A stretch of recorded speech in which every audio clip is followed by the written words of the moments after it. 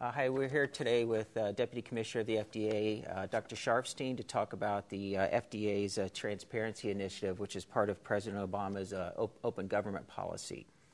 So if you could briefly summarize, we're now in Phase 2 of this transparency policy. Can you explain what the entire policy is, what happened under Phase 1, and where we are now? So FDA launched the Transparency Initiative last year in response to the Open Government Initiative of President Obama and the interest in transparency of Secretary Sebelius. And we've done a number of things with it already, and there are a number of things yet to happen. One of the first things we did is we launched Phase 1, which is called FDA Basics, which is on the web a series of questions and answers, sort of the most commonly asked questions about different parts of the agency, very basic answers, but also links if you want to learn more. And part of that is interviews with a number of people at the agency talking about their jobs, what they do, really to help shine a light on what FDA does generally. We also, a little bit later, launched something that we call FDA Track, and that is a program where we provide data on the work of more than 100 offices at the agency. Many of it is tracking their workload, but also their goals.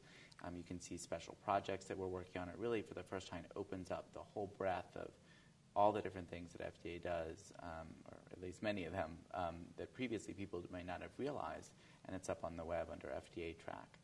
Phase 2 of transparency is about information that the agency has in its possession that relates to its decisions and whether we're going to release it or not. And we've sort of reevaluated in light of the 2 public meetings we had and the more than 1,000 comments we got, the policy about the balance that exists between transparency on one hand and confidentiality on the other, both of which are important. Where's the right balance?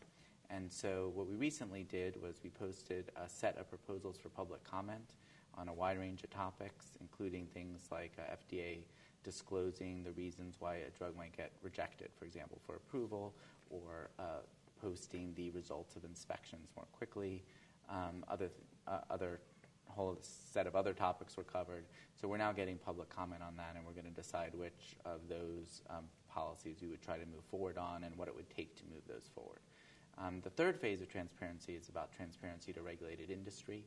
It's important that a regulator is clear with industry and transparent about what the standards are and how they can accomplish success in the regulatory process. And we want to hear from industry what their concerns are. We've had a number of sessions and we have a docket, and right now we're looking at ways that the agency can become more transparent to industry. So we're in Phase 3 now. You're saying the Phase 2 was posting of those 21 recommendations, and would you say we're in Phase 3 now? I'd say Phase 2 is ongoing. Okay. Because we're going to get comments and we'll decide what to move forward on, and Phase 3 is underway. So of the 21 recommendations you've sort of consolidated out of the thousands, let's talk about the adverse events reports for drugs. So how are things such as the MAUDE database for medical devices and other adverse events for drugs, how are those handled now? Are they easily searchable by the public, and how do you plan to possibly make that more open and easily found? Well, one of the recommendations is exactly that, to make the adverse events more easily searchable, along with a disclaimer about the limitations of adverse event reporting. Because a lot of times with adverse event reports, it's just a report. You have to put it into context, and one report doesn't mean that a particular drug or device caused the problem. So the recommendation is kind of balanced in that way. I think one of the things we'll have to look at in this assessment, and we're interested in comments on, is what it would take, what kind of functionality people want, what it would take to accomplish that. And so that's something we're considering. That's a good point, is how do you balance making the public misinterpret one adverse event and making them concerned about it? So you're going to, along with the adverse events, put some sort of memo to help put it in perspective. Okay. The other one is sometimes FDA actions lead to a Department of Justice action or a court action. Are those public now, and do you plan to make Department of Justice type actions public? I think one of the proposals that we're taking public comment on is better disclosure of the enforcement actions that the agency is involved with, so that that has an advantage both for transparency generally, but also for other companies to see what the FDA is most concerned about so that they can maybe get into compliance. So it has this advantage of sort of multiplying the impact of enforcement. Okay. Now, regarding plant inspections, those have been in the public, those have been in the news recently with the Johnson & Johnson actions. So in general, what were the comments that you received about making plant inspections different than they are now? So how would you change, how are plant inspections made public or transparent now, and how do you plan to change that? Well, the challenge around the inspections is that there are parts of the inspection reports and the observations that are given to the firms that can be released, but only after they're redacted for trade secret and other commercial information. And the challenge in just releasing these really fast is that it can be quite time-consuming to redact. So, for example, you walk into the mixing room and they mix it counterclockwise in a 25-liter container. Well, the counterclockwise, a 25-liter container, those might be trade secrets. So those have to be blacked out. And someone's got to look at that. And if you think about all the different inspections we're doing, we don't have that many people to go through that, which is why it takes people time. So there are a couple issues that were raised about this in the report. One is to be able to post as soon as there's a classification about whether basically somebody did well in an inspection or that there was a problem with the inspection, that even if we couldn't go through all the details, we would at least be able to post that, as well as the dates of the inspection, which right now people don't even, are not routinely disclosed. So that was one area. In the area of food, the agency is going to consider the idea of having a sort of checklist on the first page that wouldn't have confidential information on that might be able to be made public quicker than everything else, which would still require that redaction. So like you can go to the New York City Health Department website and you can see the inspections of all the restaurants very quickly. That's something that is under consideration by the agency. Okay.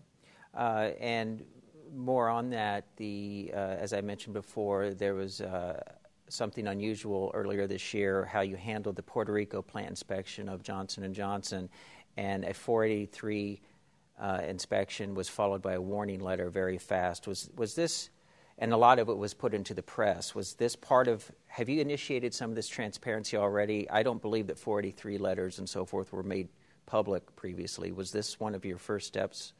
I think 483s, when they're redacted, can be made public. So that does sometimes happen. In this case, it all happened pretty quick because we were quite concerned about what had happened in that facility. So would you say that was an example of the new policy already being enacted, maybe? Or I think there are a lot of examples. I mean, I think that people will hopefully see that we're trying to do a better explaining the various decisions that are being made at FDA, being more accessible to the media to talk about those things. I think in this case, this was an example where we were been pretty clear about our concerns about some of the quality problems that the company was having. Okay. Now, the other topic was regarding drug applications and also medical device applications. How have those historically been handled? Have they been made public at all? And what have been the suggestions that you might implement in changing that? What the proposal was sort of to make public the fact that someone had applied for a particular drug, but not the actual application. I don't think that was not proposed, making the actual application public. What was discussed was sort of when the FDA makes a decision, explaining that better and sharing it better. And then, in some extraordinary circumstances, if there's information in the application that is very important to be made public for a public health reason or because you need to clarify an important misconception, then there would be specific situations where a set of information potentially could be made public. That was one of the proposals, too. All right.